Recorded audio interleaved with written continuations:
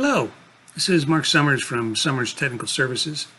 We're going to continue our discussions about our bridge project, and I wanted to go over some of the hand calculations you're going to be doing to calculate the load for your bridge and also the deflection and stresses in the bridge based on your loading and your geometry you choose and material you choose. So anyway, I've got my iPad going here, so let's go talk about what we've got here. So the first thing we're going to do is we got to come up with a maximum allowable stress, the maximum stress we can have in our part. And we've defined these factors of safety based on yield strength and based on ultimate strength. And we've decided the factor of safety based on yield strength needs to be greater than or equal to 2, and the factor of safety based on ultimate strength greater than or equal to 3. We're just going to set those equal to, that'll be the minimum allowable. And to talk about what that even means, factor of safety is just defined as the stress at failure, whatever failure is, divided by the actual maximum stress in the part. So what is stress at failure? Well, stress at failure could be when the stress gets up to the yield strength. So if the stress gets above the yield strength, then it's going to bend and it's not going to bounce back, it's permanently deformed. That's a failure. And what we need is we need to be able to have stresses that are no more than half of that yield strength. That's why we have the factor of 2. Another thing would be a failure is if the stresses get up to the ultimate strength.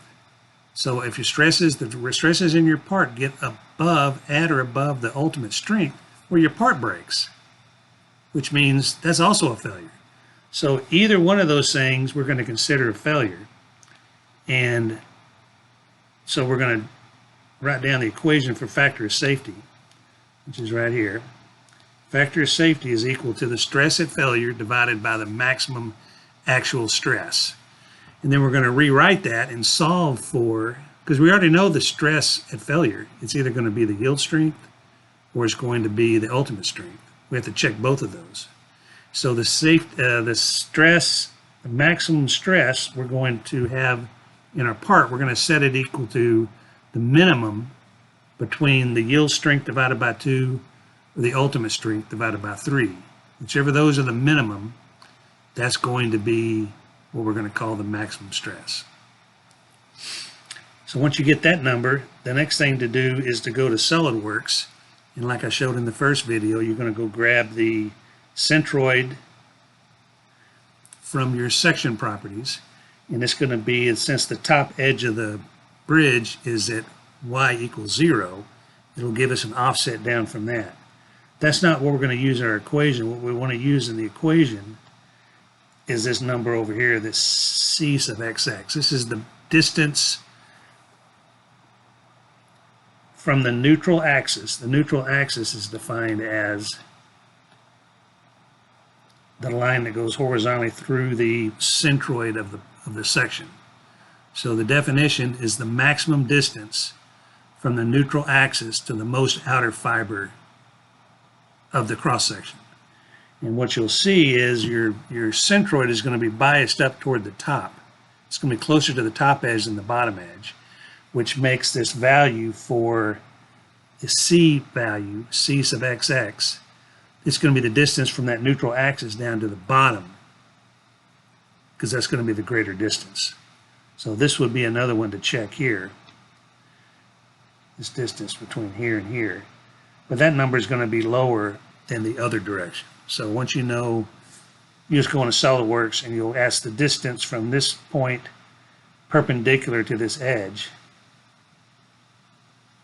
and that'll give you the overall height, and you subtract off the centroid value, and that'll leave you with this CXX value that I've got highlighted in green there. And then you'll write that number down here in, in your hand calculations. That number will go here, and then your moment of inertia, I already showed you how to do that in SolidWorks.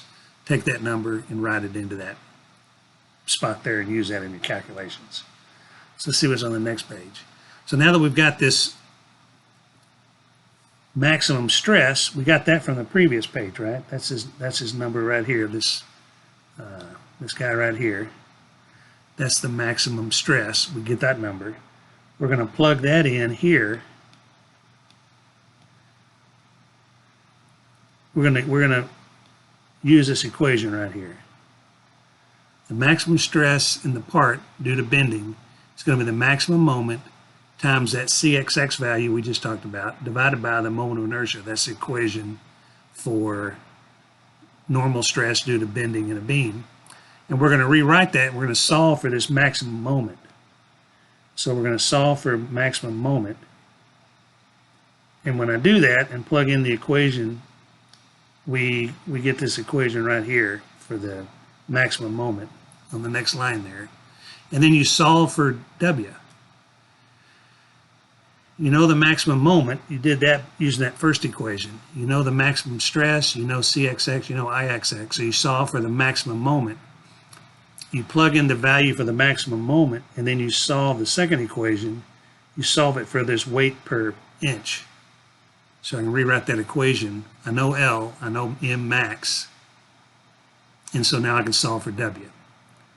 And then once I solve for W, that's going to be the pounds per inch length.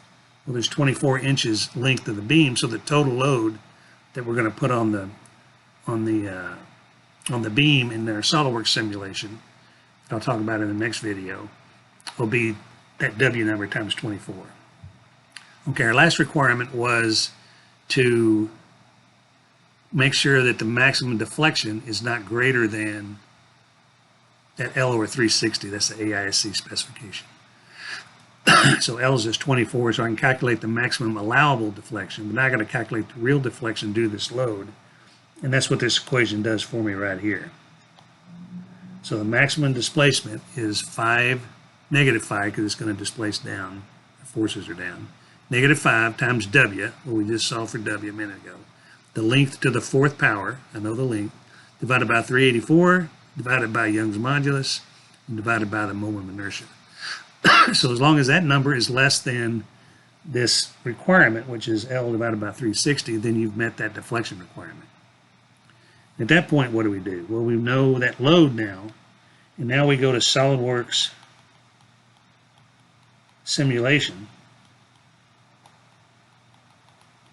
Put the load on it, put the constraints on it, apply the material, push the button to run the analysis, and make sure the numbers that you get in SolidWorks match these numbers that you calculated over here. So that'll be what we talk about in the next video. So until then, we'll do one more video and we'll wrap up the requirements, the details you need for this bridge project. So we'll see you then.